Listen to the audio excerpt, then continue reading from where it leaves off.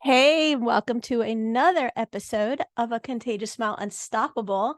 This is going to be a pretty intense podcast tonight. So let me go ahead and tell everybody we're going to put trigger warnings right up front. Also, before we begin, I want to say happy anniversary again and again to the love of my life who just had a fly on his knee. We renewed our vows again yesterday. My husband had this amazing idea that we remain newlyweds and renew our vows every year before our original anniversary date. So he grabbed that one by the skin of his teeth this time. And we renew because you did it 24 hours before our actual anniversary date. And last year we did it right before my amputation, and we just always stay newlyweds. And anyway, happy anniversary again. So a year from now, yesterday will be our anniversary, and today will be our anniversary. And then in August is our anniversary, and there's no way I'm gonna keep count of this. I can't even remember my birthday. Don't say it. So anyway, happy anniversary, babe. Thank you. Howdy, y'all, and let me say thank y'all to all our listeners and folks who have participated in the Podcasting for Pause event that we just had over the weekend. It was amazing. It was exciting. It was fun. Got to meet a lot of new people I haven't encountered yet. We got to network a lot of people together. That was exciting. And yeah. Anything to say on that? Well, I was waiting on you to say happy anniversary, but yes. Seriously. Happy anniversary. Yeah, thanks. Anyway, the love over here actually set in with me this year because for those of you who might not know, my surgery was supposed to be this upcoming week, and it got moved ahead due to complications to the day before our annual Podcasting for Pause. So my husband sat with me this time for the entire 3 days and got to see what it's like here on this end. And it's a lot of work. It is a lot of work, but it's so well worth it. And I love spending that time with him. So anyway, now that we got all that stuff out of the way, we are still trying to raise that $1,000 to help the little girl with stage 4 get her puppy, as she is desperately wanting to, with the beautiful picture she drew for us in crayon. And we have added another little girl to our prayer list who is in the hospital as well. So if you have something going on and would like us to send you well wishes and positive thoughts and hugs and prayers, just let us know and we'll be happy to do that as well. So now that the formality of it is out of its way. During the event, one of our girls had a litter of 1. I've never heard of that before. Which is very strange, y'all. Normally our girls have anywhere between 8 to 12 pups. And yeah. Cute. Our gal lady had 1. We named him Uno. So, and I think we've pretty much got Uno designated out to a special young man. And he's gonna love him. We're gonna work out the arrangements and get that puppy out to him. It's one of our puppies that we were going to give away. So this is just, I think it's perfect for him. So here we go with the trigger thing. So much is going on in this world right now that it's mind-blowing, to say the least. And not only that, but even on our own, ground here, if you will, so much crime. The crime is going up and up and up, and it's to the point where people are getting afraid to go anywhere. Like there was a county fair and a shooter opened fire in Texas at the county fair. There's people who are just everywhere you turn and you look, somebody else is doing a violent crime. And I know we had talked about this off air, but what are your thoughts about, this on the conceal and carry? You and I both carry everywhere we go, regardless.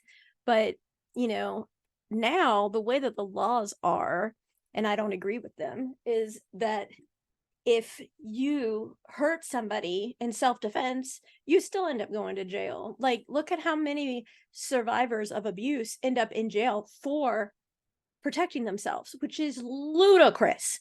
And then the abusers are scot-free, which makes me so irate. It's not even a topic right now. But if you are protecting you and your family, why is it an issue? Are we supposed to lay there and let them kill us? I think everyone should be armed. That's me. Even the nutcases? They're already armed. So what are you doing? Well, I'm playing devil's advocate on that. So some Yahoo goes into a fair and starts shooting in Texas. Yeah. Okay, if there was 15 more men with balls that would carry around a gun, it's Texas. You would think everybody's carrying and protect themselves and their family members, drop the SOB. Okay, know where your bullet's going down range. All right, go get your firearms training if you don't have any. Practice, and if there's an active shooter, take the guy out. Okay, because one stray bullet could hit your family member, and then what? You're going to regret it for the rest of your life. Well, this guy on the radio on this podcast said I should carry, and I didn't listen to the idiot because he's a redneck. And then look what happened. My daughter died. My brother died. My spouse. Yes. So but why are these laws so screwed up where you're now incarcerated for self-defense? I mean, you have the right to protect yourself and your family. That's in our Constitution. But they're going to incarcerate you if you hurt the person trying to kill you. So what the hell are we supposed to do? Just say, hey, and lay down and let him kill us? So you're saying that we'll say the person who shoots the active shooter gets more jail time than the active shooter would have got? It seems to be that way. Look at how many women get incarcerated for self-defense. Come back as an officer for a minute. Look how many women go to jail for protecting themselves or their children or both, while the abuser goes scot-free. Right. Or gets a slap on the wrist, at best gets a slap on the wrist. And we have self-defense wounds, but yet we end up going to jail. That is not how the good old boys would do it back in the day. Right. That's ridiculous. So we're supposed to lay there and just let them kill us?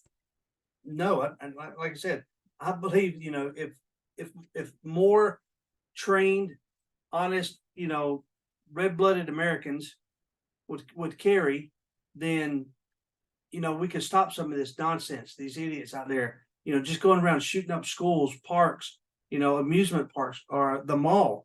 Hell, Walmart. How many stabbings and shootings? You had in Walmart? Well, not just that, but then the other day there was a big, huge fight outside of a high school, and they were flowing around their guns, showing them around to everybody, getting in fights, stuff like that. I don't ever remember back in my school days anybody bringing a gun to school. I mean, lock them up, lock up your weapons. First of all, don't make them so accessible. And I know they're going to get them anyway. I know the kids are going to be able to access them anyway. But our kids don't feel safe. Our teenagers don't feel safe. They may not have a safe home. They don't have a safe school, because some of the schools now are like, oh, Tom, come to school, Tom, and we'll let you be Tammy. We're not going to tell your parents. So we're inbreeding into your mind that you don't have to show honesty and trust and respect to your parents. And we're going to teach you that you don't need to convey into them that, there's stuff going on with you. And that's okay because we're the school. But yet if an active shooter comes in, we're not going to take any, precautionary measures to do anything. Amazon has things that will lock a door down where an active shooter cannot get in. And it's a few dollars and the school won't pay for it. And I'm sorry, I would pay for it out of my own pocket. That's just ridiculous. What is someone's life worth? What are your children's lives worth? Buy it for your teachers. I mean, come on, people. Isn't that one of the complaints about on our teen talk? The teens tell us all the time their biggest fear is not being rejected by peers. It's getting shot at school. I mean, I can't imagine going to school and having that fear. I mean, the kids are getting bullied. Now there's this whole perception of your pronouns. But let me ask you this. The school, and I know I'm going to get a lot of slack for this, and that's okay. And I tell people they want it, bring it. I'll put you on air with me. We will head to head this. I welcome it. I really do. I want to know why our educational system, and I say that very loosely, cares more about the pronouns and not offending pronouns than they do about teaching nouns and verbs and adjectives. We're not teaching the correct math. We are not teaching spelling. Oh, let's not worry about writing. Let's not worry about how you're going to sign your name on a letter, because we're going to do everything electronically. What happens if the electronics go down or power goes out or whatever, and you're at work? Our daughter knows what a Dewey Decimal System is. I ask most of the kids who come on Teen Talk, they have no clue what the Dewey Decimal System is. If they want to know how to spell something, ALEXA or Google, whatever it is. But our daughter checks it with Webster. Like, she's going to check it out with Webster. They don't know how to like sit down and do a book report or check it or do anything. It's all like, oh, let me find one on Google, copy, paste, send, and that's it. But you're so freaking worried about where a boy can pee. Is it in the boys' room, the girls' locker room, the girls' bathroom? Oh, but our girls can be sexually molested and assaulted because today little Tim wants to be Tam just because he wants to high five his buddies and say, look, I'm going to get in there and see these girls while they're in there changing for PE. Oh, wait, do we even have PE anymore? I want to make sure I'm correct. And then they turn around and do this to these kids, and these kids will spend their adulthood recovering from their childhood. And they can't even sign their name. I'm sorry. It is so screwed up. But let's make sure that we pronounce the pronouns correctly, because God forbid. She's a little fired up. God forbid that we have to worry about this. We have kindergartners coming into school and shooting their teacher, a kindergarten kid. You know, it's like, do you want a Barney or do you want Sesame Street? No, I want a Glock 9. Thanks. Seriously? How is this okay? It's not okay. It's not okay. My husband is looking at me in this way. I mean, seriously, people need to get their heads out their asses and understand that this is the generation. Not only are we supposed to be protecting, but it's our job as parents to bring them to the next phase of life, which they're not going to get to because nobody's parenting them. Nobody's caring about them. The schools are telling them it's okay to lie and be deceitful and be somebody that you're not. And we're okay with it as long as we get the pronoun okay. And to hell with everything else. Go ahead and say something. This look on your face. Don't y'all just love her? Some don't. I'm not everybody's acquired taste. So these kids that they're not raising up will be the ones taking care of them, running the country. Yes. So they're going to reap what they sow. And then we got Biden, which way to go, George? Kind of, whatever. And who's going to dispute that? Okay, if he's not tripping and falling, he's stuttering. He is of age where he cognitively really, God forbid, he doesn't need to run again. He really doesn't. And oh my God, if Kamala Harris, holy crap, Alaska's looking better and better. Seriously. It's still within the 50. They don't do anything with Alaska, really. Not according to some folks out there. People don't even know Mount Rushmore is in the U.S. Kudos to that guy doing the TikTok interviews. Oh, he's hilarious. I'd have to look him up and give him a shout out, but asking simple questions. How many letters in the alphabet? How many states are there? What about the fact that we have, Osama bin Laden has terrorized Mount Rushmore, and they're like, oh, we need to keep our own here on the grounds of the United States. And then he goes, are you a U.S. citizen? Yes. Do you have citizenship here? Yes. Where's Mount Rushmore? I think China. Really? One of my favorites is, what was Adolf Hitler's first name? And nobody could get it. Nobody gets it. Nobody gets it. So these are the people that we're going to leave running the country, making decisions for us, and putting us in nursing homes. What about when he asked everybody what Memorial Day stood for? Oh, Lord. You remember that? Mm-hmm. I don't know. Wow.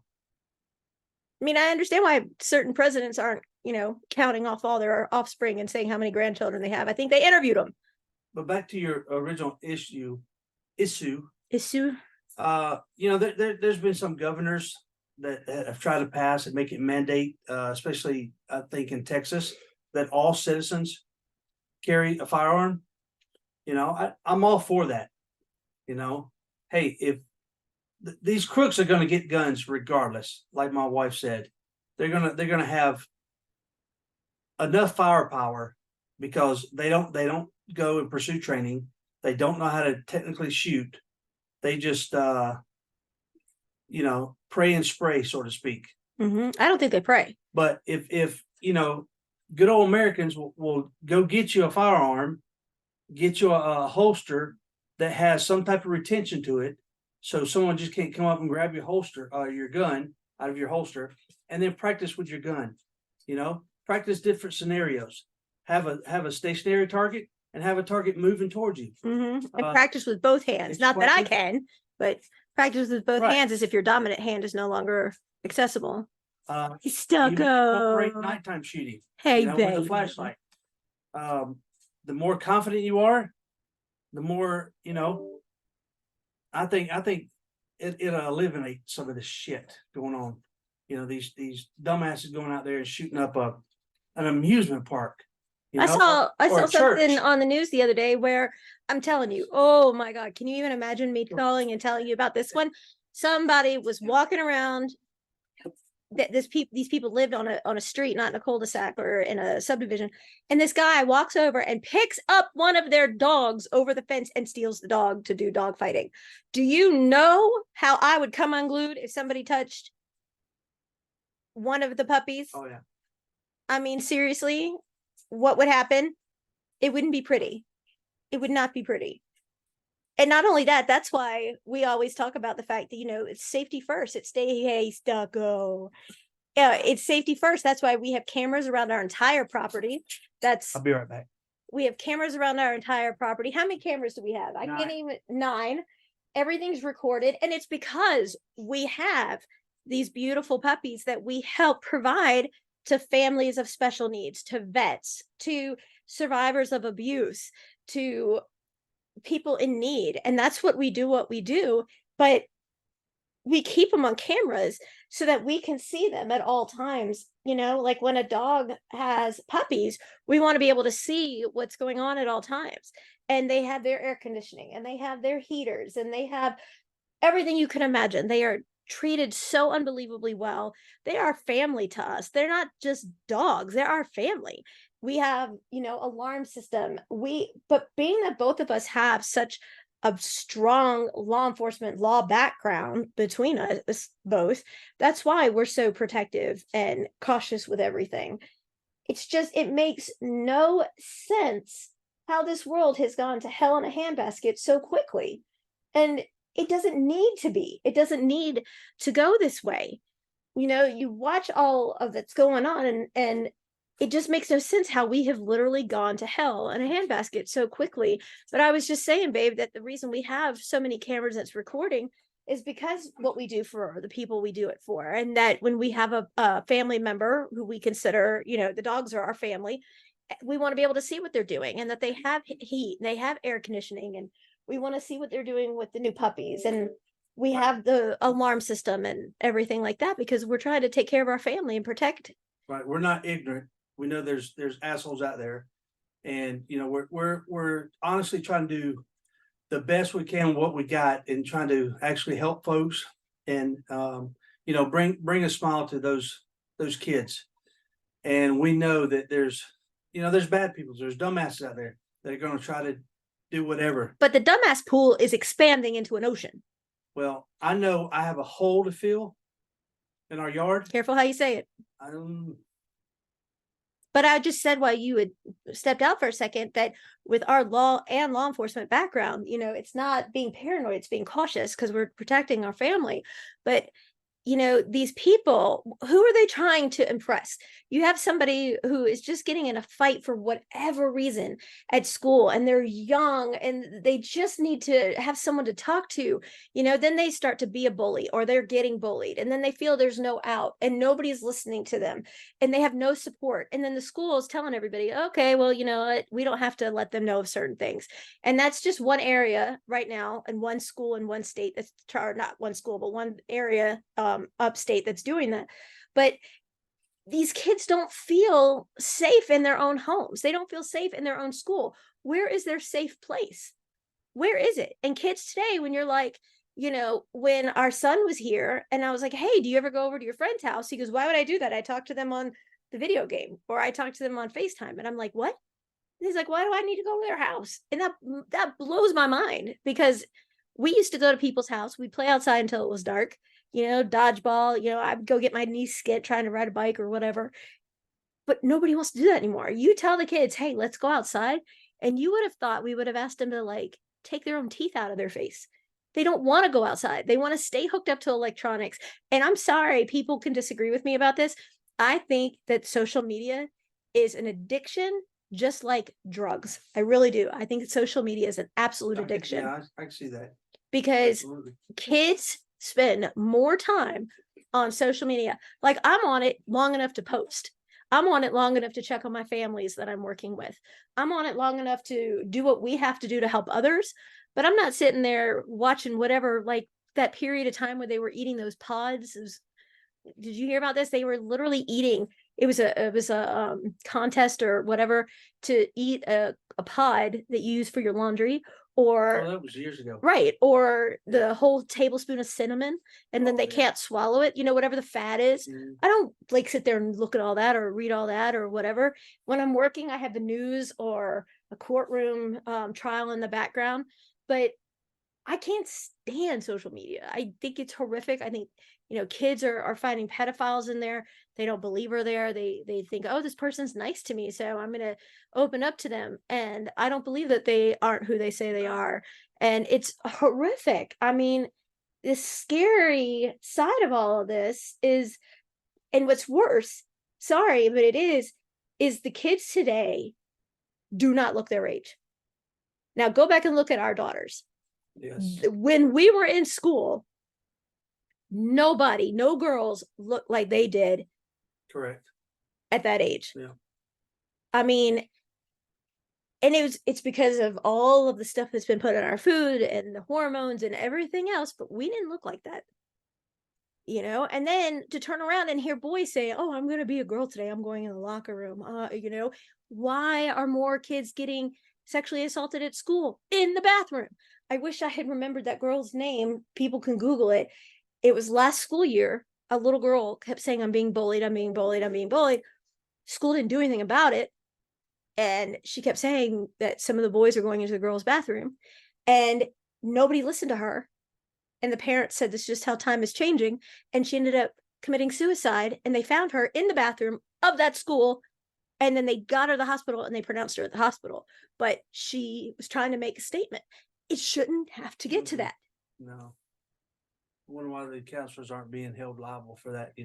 Some of these kids have to be going to talk to the psychiatrists or counselors. They don't have to be psychiatrists in school. You're just a counselor. And think about it. You have 500-600 kids and you have one counselor, or maybe two. You get half the alphabet and the other one gets the other half the alphabet. How do you see those kids on a routine basis to give them any kind of confidence or understanding of what they're going through? Nobody holds accountable for anything. We know of a kid who was missing 50-60 days of school, and they did nothing. That's right. Nothing. And when DFAX was called, it wasn't even us who called DFAX. We were not in that, but it doesn't matter. The point is that nobody is looking out for these kids. It just sets me off. Don't look at me like that. I'm sorry. Somebody needs to be a voice for these kids. I just think you're beautiful. I like to see you get fired up. Well, I'm gonna be gorgeous in a minute then. Because nobody is protecting and defending our children.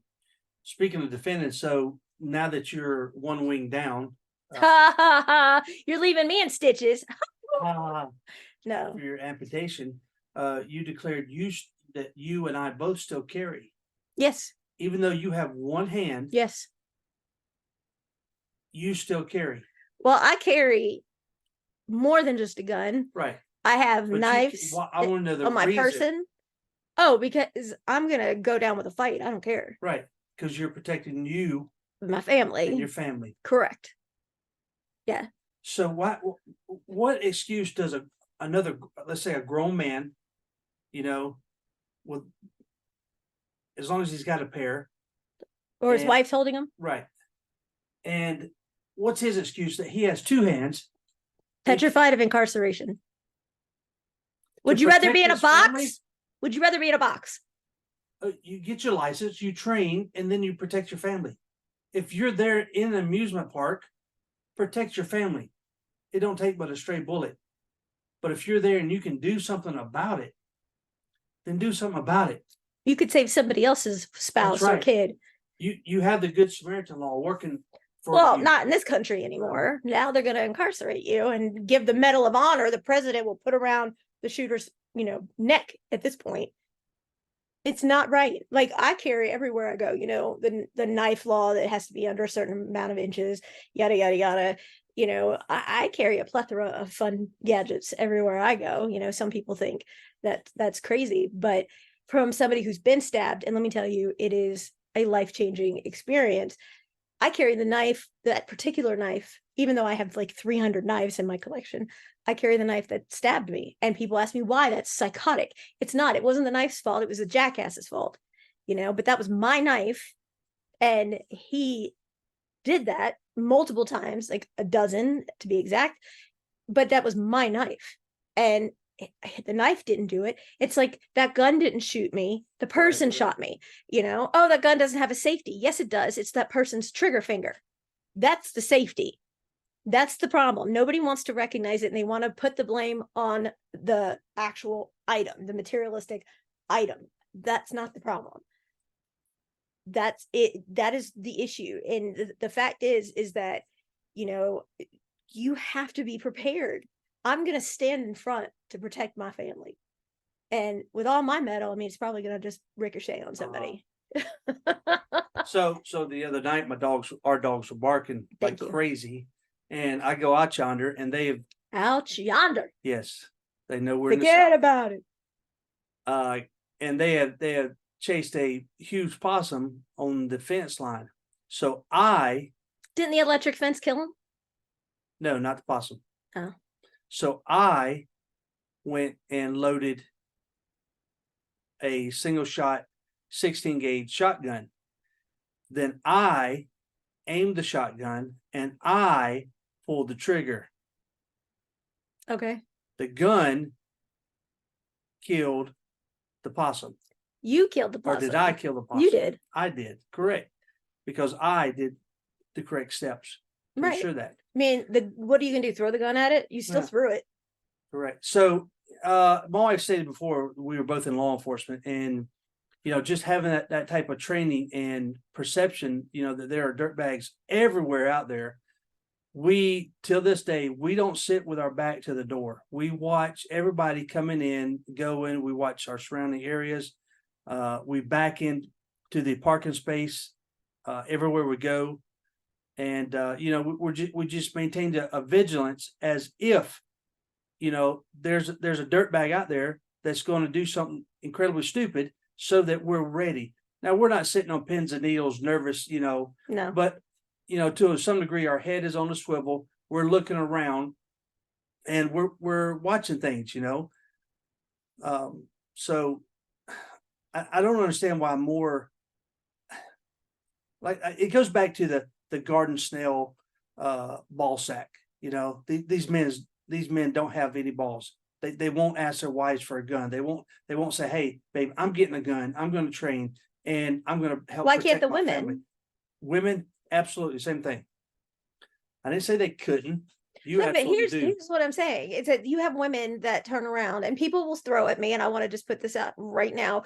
Well, look at you, you're little Annie Oakley, but you were in a domestic violence relationship, and you basically were at death's door on more than one occasion. That's correct. But I want to put out there, the stipulation of it was that the son of a bitch waited until I was pregnant, and it takes two to pregnate. I get it. But the minute he knew we were pregnant, the abuse began. And I made a deal with the devil and said, if you don't touch my stomach and hurt my child, I won't fight you back. Because the one thing you learn in any martial art training is to de-escalate the situation. And when you are woken up, sorry, babe, in the middle of the night with a son of a bitch straddling over you, punching you in the face to tell you to get the hell up, and go get some water because he's thirsty, you know you're not going to de-escalate that situation in a timely manner. And you are in a fight or flight, and you know that you are going to have to do what it takes to survive. And that's what I did. And I truly believe my martial art training helped me, because when you're doing your katas and your forms and your techniques and you do your sparring, you get used to the feel of what a blow feels like. And you do get used to that. And I would have to just put my mind out, because if I reacted and responded in any way, I would get hit again. And he testified to that in court, that if he hit me once, he hit me 200 times. And he testified to that in court. And the judge said, you know, you're really lucky that this isn't a criminal trial right now. But I learned to take that hand. But he also stated that he would never have approached me and hit me when I wasn't pregnant, because he knew he wouldn't walk away. He said this in court. But I wanted to protect our daughter. But that doesn't mean you have to be a soldier, that you have to go through hell No, in order I'm to just start saying. caring and protecting your I'm family. just saying, let's just say Joey Bag of Donuts, who we always use that term for. I mean, it's a mama's boy. Or, you know, what if he gets hit by somebody? What if, you know, Billy Bob next door comes over and pounces on him? Is he not going to feel like he needs to take care of himself? Or maybe he has a little girl and it's daddy's girl, and that little girl gets hit. Are you telling me that you aren't going to want to go in there and take someone swimming with some concrete blocks on them? If somebody hit your little girl, if somebody hurt your little girl, are you telling me that you're not going to want to protect your family? You know, and verbal abuse to me is just as bad as physical. The physicality of it, they do go away. The injuries repair, and it does remind you, but it doesn't stay with you. The verbal part does stay with you. I mean, all of it is unfair and unwarranted, every bit of it, and it's not okay. And let me just reiterate that. But if you have somebody who is beating your kid or your wife or your sister or your mother or some female you care about or some male you care about, don't tell me you're not going to walk their ass to the plank with some big old cement shoes on and do something about it. But our world right now just passes it off like, okay, whatever. But they're going to piss in their Odies when they go to somewhere and they're fleeing around everywhere. Like I read the other day that in Atlanta, they had opened fire at the terminals of the airport. It was in July. I didn't even hear this in the news until the other day, that Southeast Airlines, something airlines, they didn't even say this in the news until then, because it's so regular now. Southwestern, one of the airlines, got on there with the air traffic controller and said, we were just told by a note that there was an explosive device on board. And then the air traffic controller says, all right, turn, whatever their lingo is. And he said, are you sending us to whatever it's called? I didn't even know this. They have like their own airway or landing where they can go if there's supposedly an explosive device on board. And people were like, why wasn't this in the news? And they're like, because everything else is in the news. But I mean, you can't even fly safely anymore. What the hell is Odies? Toasty Odies? You, Mr. Redneck, said who can't Odies. see, right? It's pissing in your cornflakes. Okay. It's like, forget about it. Okay. I mean, you with your own vocabulary is going to ask me what Odies is? Yes. Our listeners are like, what'd she just say? She said Odie. What the hell's an Odie? Is that dog, Garfield? It's like pissing in your cornflakes, you know? So, yeah. I mean, it's to the point. So let put that disclaimer in there first. Folks, we advocate against violence. Absolutely. Okay? But we advocate for protecting yourself, your loved ones, your family members. Okay. And the fact that people in general, without naming names, need to stop using the Constitution as toilet paper and read it. Okay, then. I don't know where that came from. Because we have our constitutional right to bear arms. We have a constitutional right of freedom of speech. We have a constitutional right to protect that of our family and ourselves. But some people just think it's toilet paper, and to hell with it. And it's not. You know, some people don't even know who wrote the Constitution. Just saying. That's a question for that guy who wrote the Constitution. Well, why are you looking like confused? So a lot of times when I go to my customers and I ask them to sign the electronic tablet I have, I tell them to put their John or Jane Hancock on the tablet, just to try to elicit a response. Most of the time I do not. There's nothing, because folks don't know who John Hancock was. So yeah. All right. So that was our trigger warning, our disclaimer. And that's our side on guns and toting and carrying and protecting your family and loved ones. If you love someone and you looked your whole life for that person, like I waited my whole life for my husband, even though I've known him a quarter of a century. That sounds like a long time. A quarter of a century. I told him the other night, I just looked at him and said, thank you for being my husband. You were worth the wait. I mean, yeah, he gave me a lot of headache, and that's okay. And that's for a whole different other day, but absolutely worth it. He's my best friend. He's my soulmate, the love of my life. We don't argue. We never fight. I mean, it's a wonderful relationship. I'm always right. No, look, really, Really.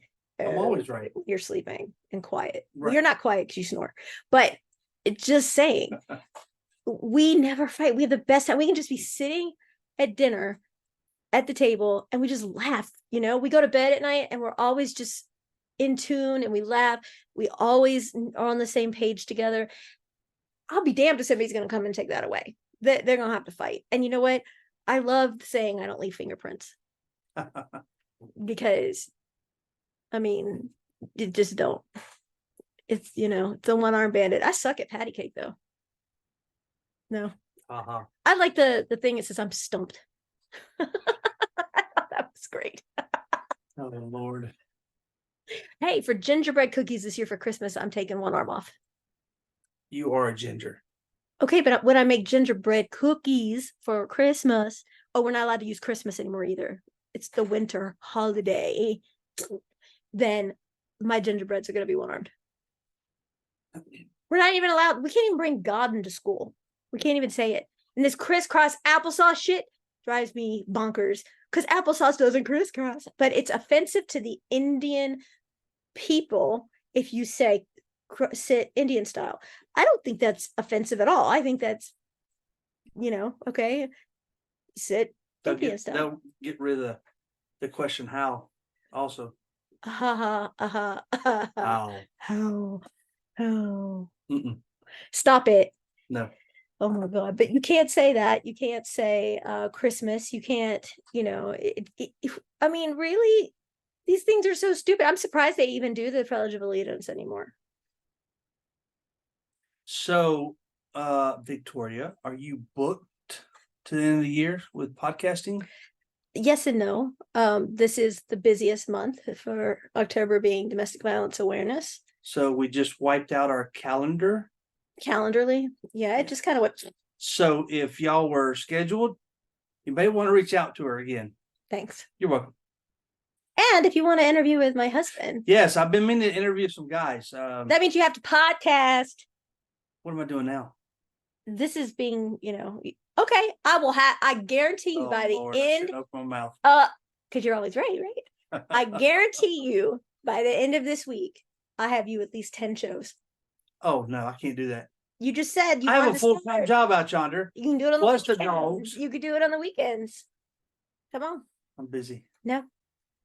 Guys, if y'all have a story to tell, come on and get with us and we'll set you up. To interview and talk with my husband. We'll have a conversation, especially those of us who have been through emotional and verbal abuse by, you know, your significant other, partner, or whatever. I think you should call them a significant other because they're not. They're significant in some ways. Okay, true. But I don't think they're significant other because that's a relationship and that wasn't a relationship. What you were in wasn't a relationship. It may have started out as one. But we don't know their story yet. But if y'all have something, come on, get with us, send us an email. There's a contact at the bottom of our page on A Contagious Smile. Let's have a good old boy round table. Ooh, that'd be fun. That would be fun. Where are my good old boys at? Think about it. That would be awesome. Okay. A lot of disclaimers. Okay. Make it simple. Seriously. What? Okay, doctor. Y'all, even though we're done with the Podcasting for Paul's event this year, perhaps we might consider another one towards Christmas. We don't know yet. But even though we're done, we're still leaving the GoFundMe open. So Did you really just do that? yeah, I did. If We're y'all gonna, you know what? We'll have the good old boy want podcasting for to pause. It could be all donate- you. I'm gonna set that up just for you. y'all hit that donate and Let's do a weekend event appreciate it. where my husband has 21 interviews to do with the good old boy. Don't put this on me. You just opened your mouth and put your foot in it, and that's a big foot. So we're gonna put your money where your mouth is.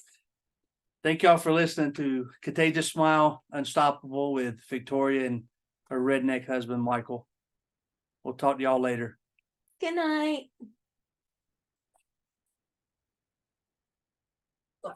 Cheers.